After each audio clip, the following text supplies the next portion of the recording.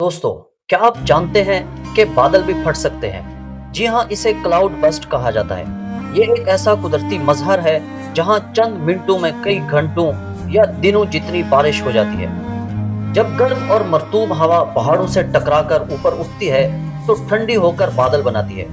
कभी कभार ये बादल एक जगह पर फंस जाते हैं और इनके अंदर पानी की मिकदार हद से ज्यादा बढ़ जाती है।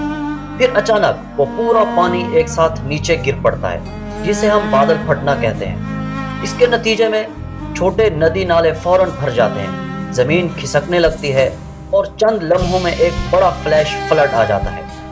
पाकिस्तान के सूबा खैबर पख्तूनख्वा में अगस्त में बिल्कुल यही कुछ हुआ। मुनीर और गिरदोनवाह के अजला में एक शदीद बादल फटने के बाद सैलाबी सूरत हाल पैदा हुई। रिपोर्ट्स के मुताबिक सिर्फ मुनीर में ही 200 से जायद लोग जाँ बहक हुए, जबकि पूरे केपीके में हलाकतें 300 से जायद बताई जा रही हैं। पहाड़ी इलाकों में बस्तियां बह गई, दर्जनों मकानात मलबे का ढेर बन गए और इमदादी कार्रवाइयों के दौरान एक हेलीकॉप्टर भी गिरकर तबाह हुआ।